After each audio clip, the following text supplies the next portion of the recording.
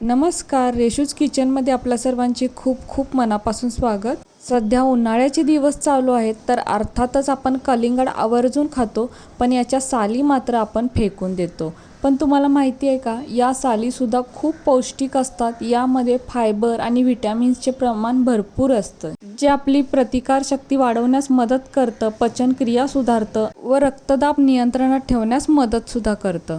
पण या कलिंगडच्या साली मात्र आपल्याला अशाच खाल्ल्या जात नाहीत.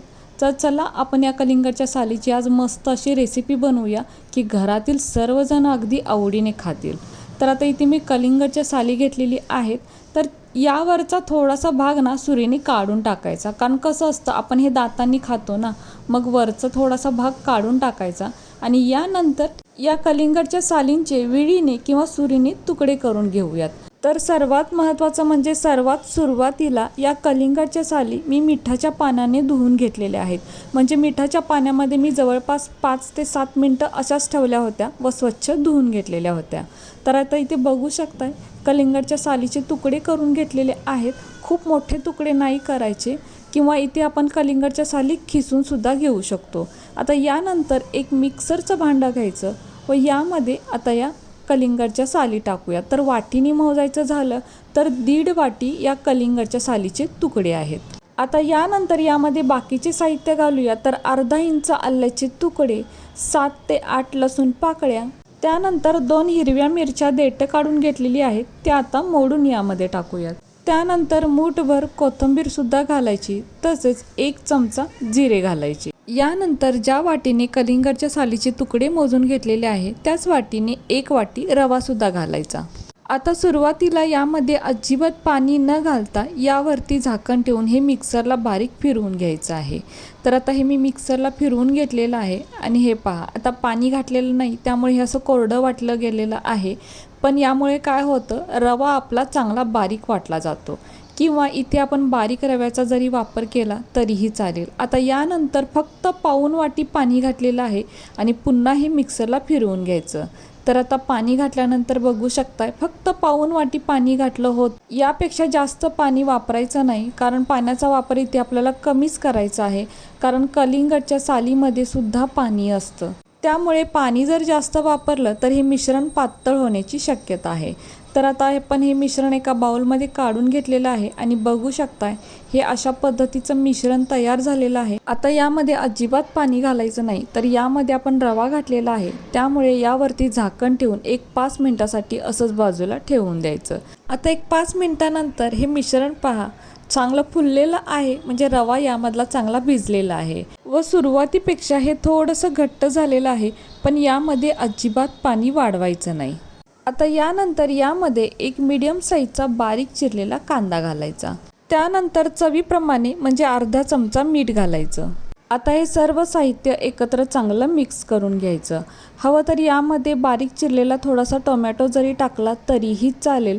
तसेच वाटणामध्ये थोडीशी कढीपत्त्याची पानंसुद्धा टाकायची, खूपच छान लागतात. आता यानंतर अर्धा चमचा बेकिंग सोडा म्हणजेच खायचा सोडा यामध्ये घालायचा व तो यामध्ये चांगला मिक्स करायचा. तर मिक्स करताना चमचा एकाच दिशेने फिरवायचा, म्हणजे सोडासुद्धा चांगला मिक्स होतो व हे मिश्रणसुद्धा छान असं फेटलं जातं. तसेच यामध्ये 2 चमचे तांदळाचं पीठ घालायचं, म्हणजे या मिश्रणाला बाइंडिंग चांगलं येतं. तर आता हे मिश्रण पहा लगेचच फुलायला लागलेलं आहे, म्हणजे सोडा यामध्ये चांगला मिक्स झालेला आहे. आता यानंतर लगेचच गॅसवर अप्पे पात्र ठेवायचं व सुरुवातीला गॅसची फ्लेम मोठीच ठेवायची व लगेचच या सर्व साच्यांमध्ये थोडंसं तेल लावून घ्यायचं. तर मी इथे ब्रशचा वापर केलेला आहे, आपण हवं तर चमच्याने सुद्धा या सर्व साच्यांमध्ये तेल आपण सोडू शकतो. तर आता यानंतर लगेचच जे मिश्रण आपण बनवलेलं आहे ते या सर्व साच्यांमध्ये आपल्याला ओतायचं आहे. तर इथे प्रत्येक साच्यामध्ये मी फक्त 1 चमचा मिश्रण घालते, कारण काय होतं नंतर हे छान फुलतं, म्हणून भरताना हे पूर्ण साचे भरायचे नाही, थोडंसं कमी ठेवायचं. तसेच सुरुवात करताना साईडनी सुरुवात करायची. आता आपण इथे काय बनवत आहोत हे आपल्या लक्षात आलंच असेल की आपण इथे कलिंगडच्या सालीचे अप्पे बनवत आहोत. तर साईडचे अप्पे व्हायला थोडासा वेळ लागतो, पण मधले अप्पे मात्र पटकन तयार होतात. म्हणून आधी साईडच्या साच्यांमध्ये मिश्रण ओतायचं व त्यानंतरच मधल्या साच्यांमध्ये हे मिश्रण ओतायचं. तर आता सर्व साच्यांमध्ये मिश्रण ओतून झालेलं आहे. आता लगेचच यावरती झाकण ठेवून मीडियम फ्लेमवरती 2 ते 3 मिनटं हे असंच ठेवून द्यायचं. तर लगेचच 2 ते 3 मिनटातच हे एका साईडने तयार होतात. आता झाकण काढून पाहूया. तर हे पहा किती छान हे आप्पे फुललेले आहेत, अगदी मस्त तयार झालेले आहेत. वरूनच याची जाळी किती छान दिसते पहा. आता काय करायचं, हे आप्पे आपण पलटून घेऊयात. तर जसं मगाशी सांगितल्याप्रमाणे मधल्या साच्यातले आप्पे हे लवकर तयार होतात, त्यामुळे मधल्या साच्यातले आप्पे आधी पलटून घ्यायचे. तर बघू शकता काय मस्त कलर आलेला आहे आप्प्यांना आणि अगदी सहज हे पलटले जात आहेत. तर आता यानंतर साईडचे आप्पे एकदा चेक करायचे. तर हे पहा आपण चेक करूया. तर बघू शकता हे अजून भाजलेले नाही आहेत. तर काय करायचं, यावरती झाकण ठेवून पुन्हा एकाद मिनिटभरासाठी हे असंच ठेवून द्यायचं. तर हे थोडंसं पहिल्याच राऊंडला होतं. दुसरे आप्पे बनवताना मात्र कढईचे सुद्धा पटकन भाजले जातात, कारण त्यावेळेला तवा चांगला तापलेला असतो. आता 1 मिनिटभर झालेला आहे आणि पाहूया. तर हे पहा मधल्या साच्यातले आप्पे किती छान असे तयार झालेले आहेत आणि यावरती जाळीसुद्धा खूप छान पडलेली आहे आणि दुसऱ्या साईडने सुद्धा अगदी छान भाजले गेलेले आहेत. तर बघू शकताय अगदी टम्म फुगलेले आहेत हे मधले आप्पेसुद्धा. आता काय करायचं, साईडचे आप्पेसुद्धा आपण पलटून घेऊयात. तर आता इथे आपण बघू शकतोय आप्पे पलटायला अजिबात वेळ लागत नाही. किती मस्त असे हे आप्पे तयार झालेले आहेत आणि कलरसुद्धा बघू शकताय काय छान कलर आलेला आहे सर्व आप्प्यांना व सर्वच्या सर्व आप्पे अगदी मस्त टम्म असे फुगलेले आहेत. तर आता हे पलटून झालेले आहेत. आता दुसऱ्या साईडने सुद्धा 1-1.5-2 मिनटं असंच ठेवायचं.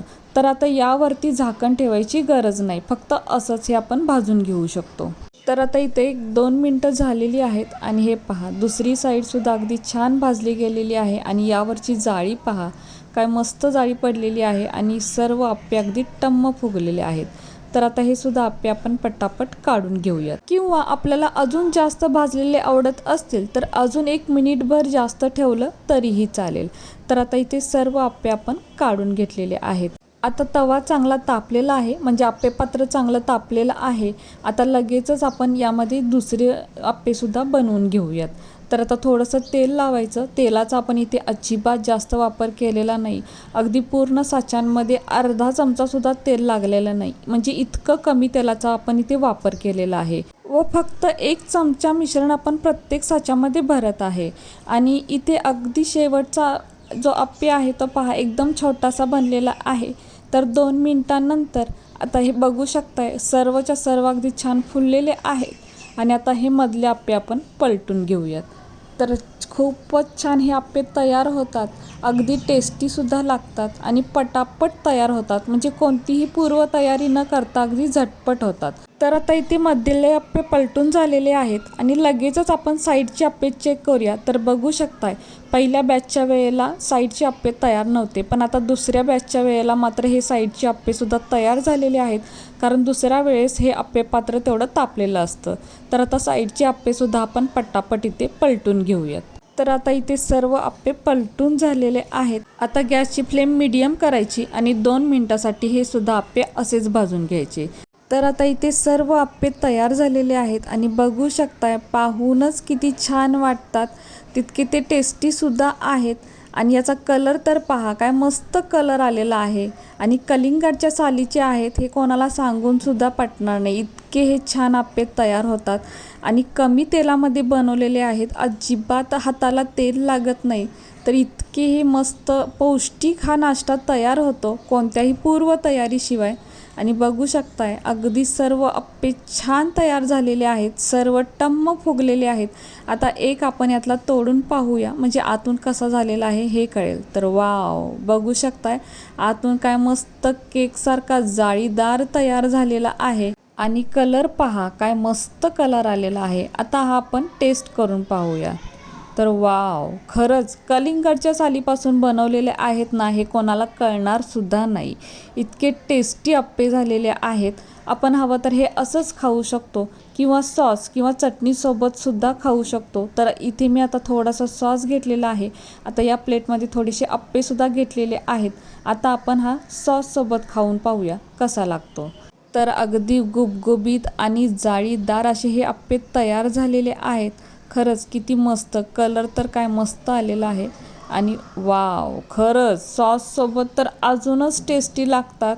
खरंच खूपच छान लागतात. तुम्ही एकदा नक्की करून पहा, म्हणजे याची चव तुम्हाला सुद्धा कळेल. तर अगदी झटपट बनतात, म्हणजे कमी वेळेत बनतात, कमी साहित्यात बनतात आणि खूप पौष्टिक आहेत, खूपच टेस्टीसुद्धा आहेत. तर कशी वाटली तुम्हाला ही आजची रेसिपी जर तुम्हाला आवडली असेल तर आपल्या माणसांसोबत नक्कीच शेअर करा. आणि हो, व्हिडिओ जर तुम्हाला आवडला असेल तर प्लीज आपल्या या व्हिडिओला एक लाईक नक्कीच करा. नवीन असाल तर चॅनलला सबस्क्राईब करा, सोबत बेल आयकॉन प्रेस करा, म्हणजेच मी बनवलेले असेच नवनवीन रेसिपीज सर्वात आधी तुम्हाला मिळतील. आता पुन्हा भेटू अशाच एका नवीन रेसिपीसोबत.